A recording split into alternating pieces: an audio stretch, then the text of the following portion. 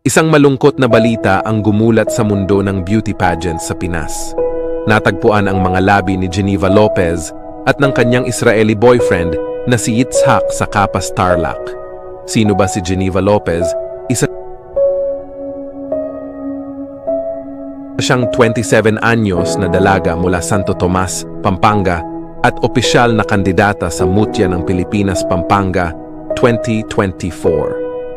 Geneva's life is full of inspiration, challenges, and triumphs.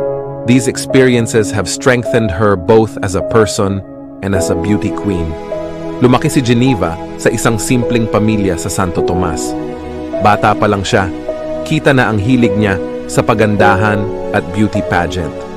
Bata pa lang, nag-join na siya sa mga local pageant sa bayan nila. Unti-unting hinuhubog ang talent at confidence niya. Bukod sa pageant, tuloy pa rin siya sa pag-aaral na naging backup niya sa mas malaking kompetisyon. Dito niya natutunan ang tamang pakikipag-usap at kung gaano kaimportante ang image sa publiko. Inspirasyon ni Geneva ang pamilya niya, pinagsikapan niyang maging mabuting anak at tulungan ang magulang niya sa abot ng makakaya niya. Ang dedikasyon niya sa pamilya ay patunay ng kanyang pagiging humble at matatag. Di naging madali ang daan ni Geneva papunta sa tagumpay. Maraming beses siyang natalo sa iba't ibang kompetisyon. May mga times na nawalan siya ng tiwala sa sarili, lalo na kapag di siya nanalo ng corona. Pero ang pagsisikap niya ay nagbunga ng napili siyang isa sa mga official candidates ng Mutya ng Pilipinas, Pampanga 2024. Ang tagumpay na ito ay hindi lang para sa kanya, kundi para rin sa pamilya niya at mga supporters mula sa Santo Tomas.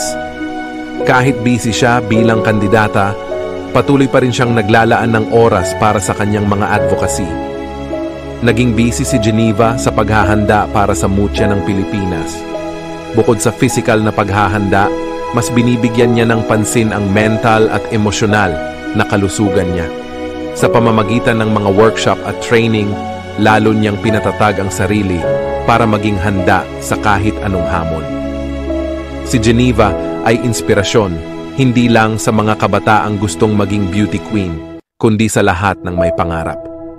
Ang kwento niya ng pagtitiyaga, dedikasyon, at pagmamahal sa pamilya ay patunay na ang tagumpay ay di nakakamit ng basta-basta. Kailangan itong paghirapan at pagsikapan. Sa bawat hakbang niya patungo sa corona, bit-bit niya ang pagmamahal at suporta ng pamilya niya at mga kababayan. Isang malaking tanong at pag-aalala ang bumalot sa Pampanga at pageantry world matapos mawala si Geneva, isang official candidate ng Mutya ng Pilipinas, Pampanga 2024, kasama ang Israeli boyfriend niyang si Yitzhak Cohen. Noong June 21, 2024 sila nawala at natagpuan ang sunog na Nissan Xterra SUV nila sa Kapas San Jose Road, Cristo Rey Village noong June 22. Patuloy ang pakikipag-ugnayan ng Mutya ng Pilipinas, Pampanga Organization sa mga autoridad para sa updates. May pabuya na 1 million pesos mula sa Pampanga Governor at Vice Governor, 250,000 pesos mula sa pamilya ni Yitzhak at 150,000 pesos mula sa LGU ng Santo Tomas para sa impormasyon na makakatulong sa paglutas ng kaso. Pagkatapos ng 2 linggo ng pagkawala ni Geneva at Yitzhak, humingi ng tulong ang kanilang mga kamag-anak sa National Bureau of Investigation, NBI, para sa paghahanap sa nawawalang magkasintahan. Noong Hulyo 5, 2024, nagpunta sa NBI headquarters si Yaniv, kapatid ni Yitzhak, kasama ang kapatid ni Geneva. Ayon kay Yaniv, walang nabanggit ang kanyang kapatid na anumang banta o panganib sa kanilang huling pag-uusap. Nagpapasalamat rin si Yaniv sa mga autoridad ng Pilipinas sa kanilang tulong sa paghahanap ng nawawalang kapatid. Samantala, si Brandon, isang real estate consultant na itinuturing na huling nakakita sa magkasintahan, ay nagbigay ng kanyang salaysay sa ilalim ng sinumpaang pahayag. Itinanggi niya na siya ay nagtago at ipinagdiinan na propesyonal lamang ang kanilang ugnayan. Sumang-ayon si Brandon na ibigay ang kanyang salaysay at sumailalim sa polygraph test para patunayan na hindi siya nagsisinungaling.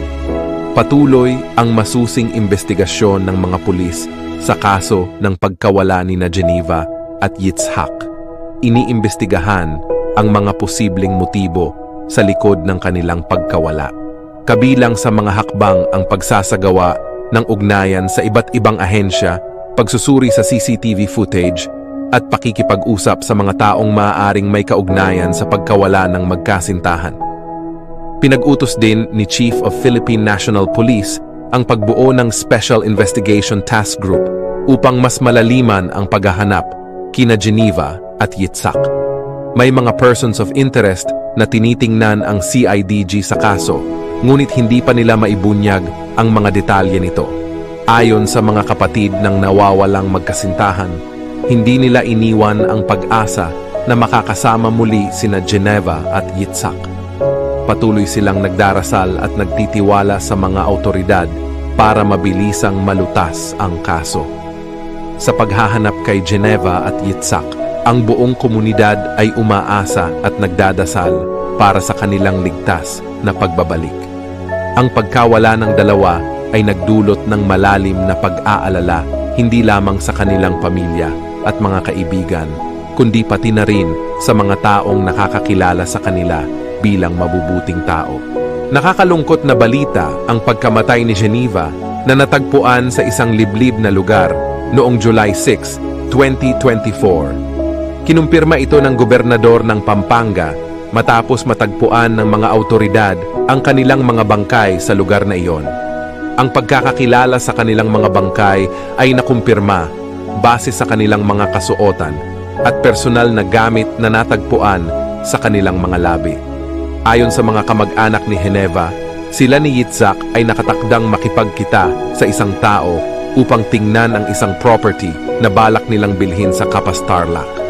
Noong June 20, tumugon ang Capas Fire Station sa sunog na sasakyan sa kalsada sa Tarlac, kung saan natagpuan ang nasusunog na sports utility vehicle na may kasamang mga kagamitan ni Geneva, pati na rin ang kanyang ID card.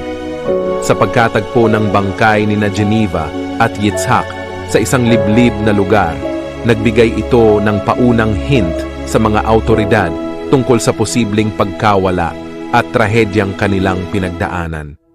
Kasalukuyang nagsasagawa ang PNP ng masusing investigasyon upang matukoy ang mga salarin at ang motibo sa likod ng karumaldumal na krimen na ito. Ayon sa paunang background check, ang middleman ay isang mahalagang susi sa pagsisiwalat ng buong katotohanan sa likod ng malagim na insidenteng ito. Si Geneva ay hinahangaan sa Pampanga dahil sa kanyang determinasyon at pagsusumikap na makilala bilang bahagi ng mutya ng Pilipinas. Ang kanyang pagkawala ay nagdulot ng malaking kalungkutan at pagkabigla sa mga taong malapit sa kanya. Sa ngayon, ang komunidad ng Pampanga ay nagdadalamhati sa pagkamatay ni Geneva. Nagtitipon-tipon ang kanyang mga kaibigan, pamilya at tagahanga upang magbigay pugay at mag-alay ng mga dasal para sa kanyang kaluluwa. Habang patuloy ang investigasyon, umaasa ang mga kamag-anak at kaibigan ni Geneva na mabibigyan sila ng hustisya para sa trahedyang ito. Nakakalungkot ang trahedyang nangyari kay Geneva Lopez at sa kanyang kasintahang si Yitzhak na natagpo ang patay sa Capas, Tarlac. Ang kanilang pagkamatay ay hindi lamang nagdulot ng kalungkutan sa kanilang mga pamilya at kaibigan, kundi pati na rin sa buong komunidad ng Pampanga at sa mundo ng beauty pageants. Isa si Geneva sa mga inspirasyon sa kanyang bayan dahil sa kanyang determinasyon at pagsusumikap upang makamit ang kanyang mga pangarap bilang beauty queen. Sa kabila ng trahedya, ang pagkakaroon ng determinasyon at tapang ni Geneva ay nag-iwan ng mahalagang aral sa ating lahat. Ipinakita niya na sa kabila ng mga pagsubok at hamon sa buhay, mahalaga ang pagtitiwala sa sarili at ang patuloy na pag-asam ng tagumpay. Ang kanyang dedikasyon sa pamilya at sa kanyang mga pangarap ay nagbigay inspirasyon hindi lamang sa mga kabataang nagnanais maging beauty queen, kundi sa lahat ng naghahangad ng tagumpay sa buhay. Sa ngayon, Patuloy ang investigasyon upang matukoy ang mga salarin at ang tunay na motibo sa likod ng pagkamatay ni na Geneva at Yitzhak. Umaasa ang kanilang mga kamag-anak at kaibigan na magkakaroon ng hustisya para sa kanilang mga minamahal. Ang pagkamatay ni Geneva ay patunay na ang buhay ay mahalaga at hindi dapat basta-basta pinaglalaruan.